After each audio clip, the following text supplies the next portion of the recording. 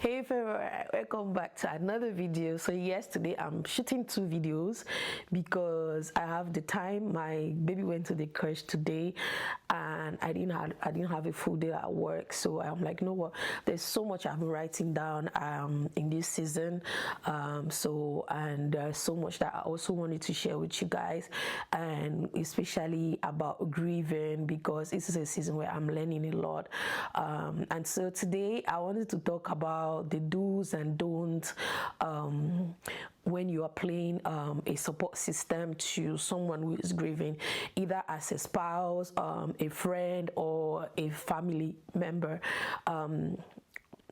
This is because, as you all know, or if you don't know, I lost my mom in August and she was buried in October. It's still very fresh, and so it's a process I'm still going through. I've made another video about that. I'll leave it here.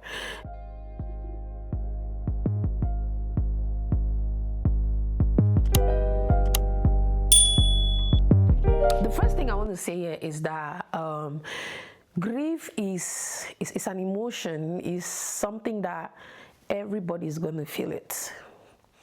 You know, it doesn't matter if you're a Christian, a Muslim, an atheist. As long as you're a human being, you will feel grief when it hits you. So, but what differs here is that you will feel it differently from me. I will feel it different from you.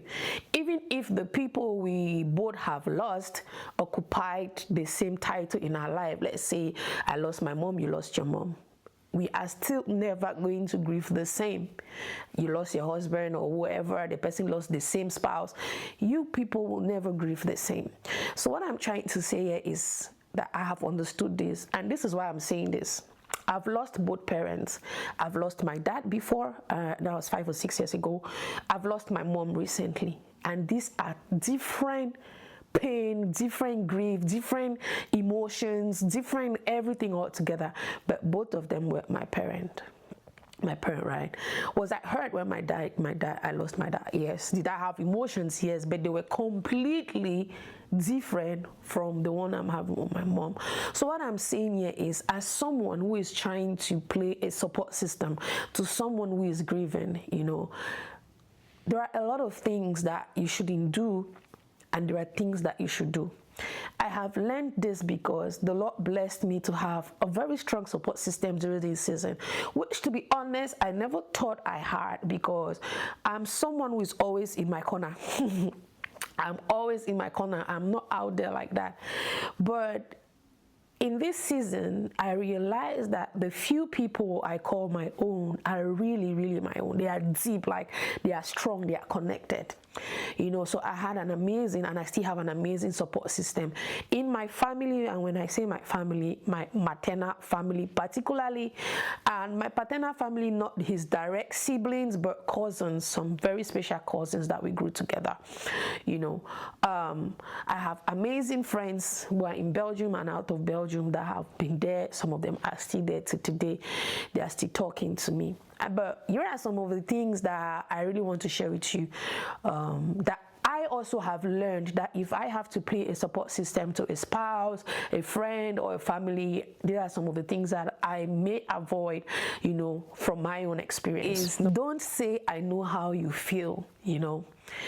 I got this a couple of times, and I just want to share how I felt when someone said this to me. Now, don't get me wrong. This is coming from a good place, but I'm saying, whilst it is coming from a good place, it might not be received well by someone who is grieving, like me. You know, when someone always said to me, like, I know how you feel, my brain immediately registered, like, you cannot tell me you know how I feel. You know, I felt not comforted, but I felt like, because you know how I feel, so maybe I should not be crying, maybe I should not be talking, maybe I should not be doing this or that, because you have gone through it and you probably went through it better. You know, so saying I know how you feel is kind of like invalidating the pain that person is going through at that time. So for me, I will not say to someone again that I know how you feel. because to be honest, you can never know how someone who is grieving feels, because the magnitude of their pain and everything that has to do with their pain and grief, it varies a lot. It has a lot of factors attributed to it, that even if both of you have lost your mothers, it can never be the same.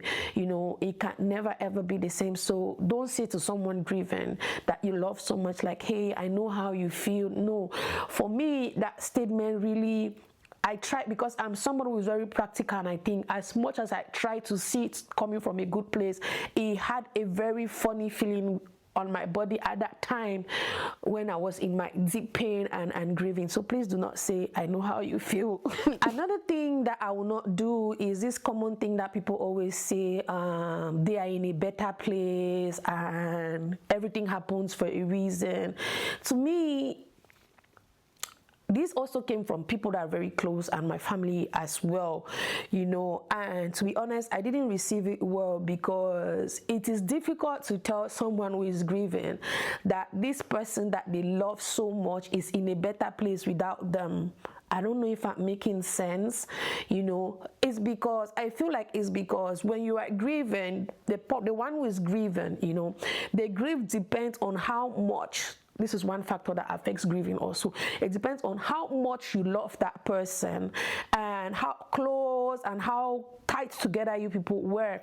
So in a situation where the one who is dead was someone that was like, they were like finger and nail, like in the case of my mom and I, you telling me that she's in a better place again makes me feel like I should just let go of my pain, like I'm not supposed to miss her, or I become selfish a little bit, because when you're grieving, to be honest, we are kind of selfish, because we really do not think far beyond the grief, our pain. All we wanted, for me personally, all I wanted was for my mom to be here with me. I didn't care if it made me not to sleep at night like it has been all the months that she was sick.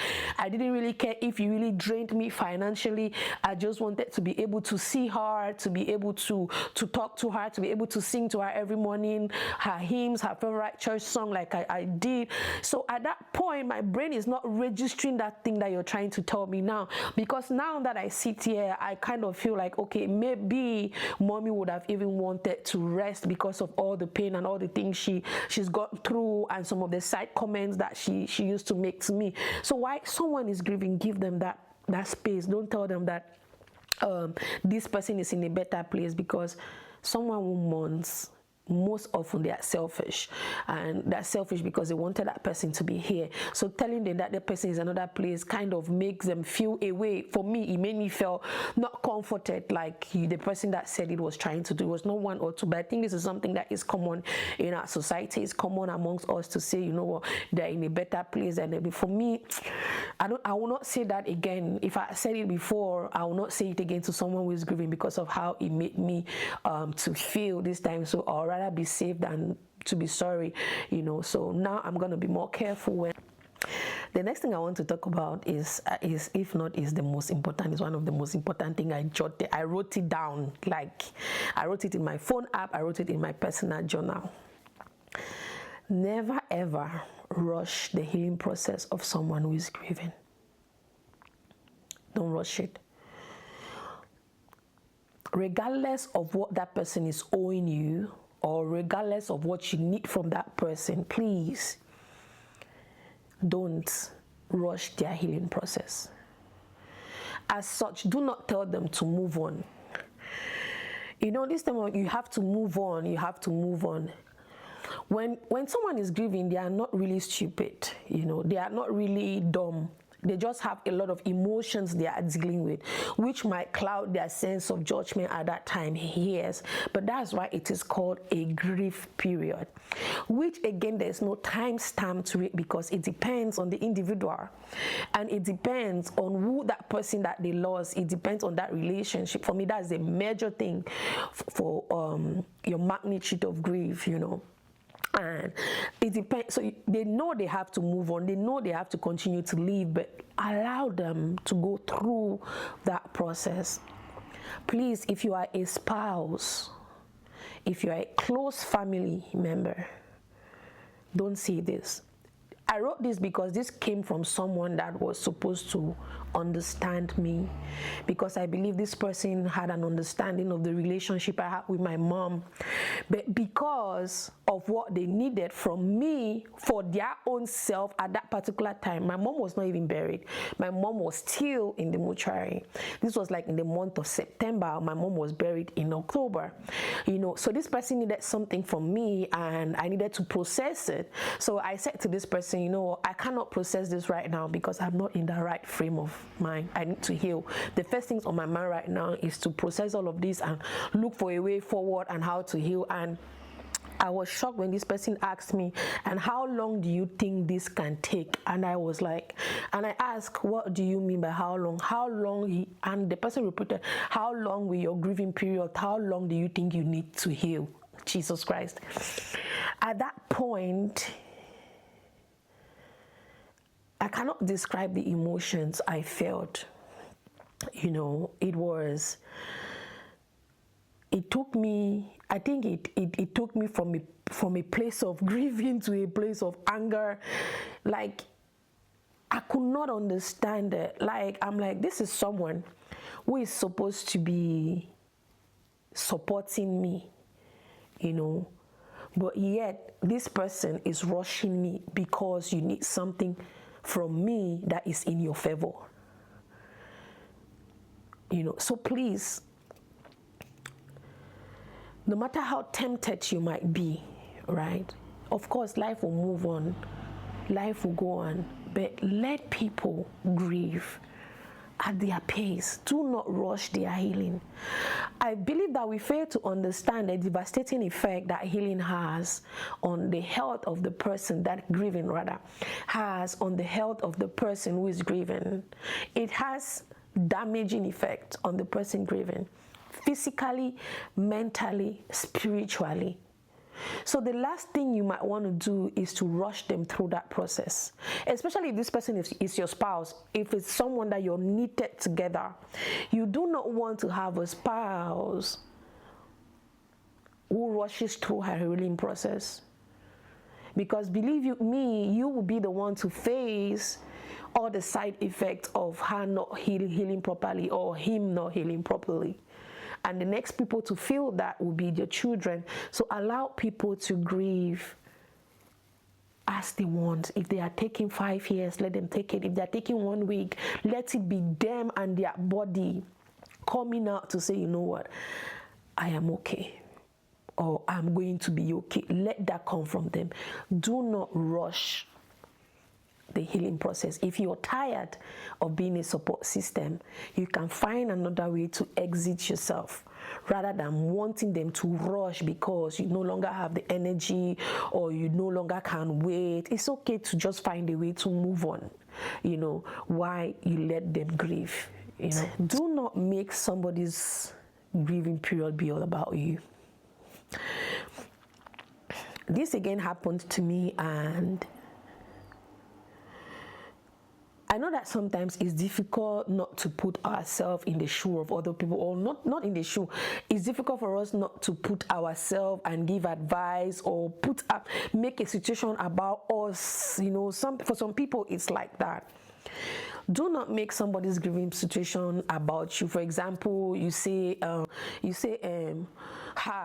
this also happened to me, when I lost my mom or when I lost my dad, but here am I today, I'm doing okay. Do not shift the focus. As a support system, you are here to support this person who is grieving, okay? All attention has to be on them, on she or on him or whoever, your friend or your spouse, the one who is grieving, The focus should be her. Try as much as possible not to shift the attention from her to you or from him to you.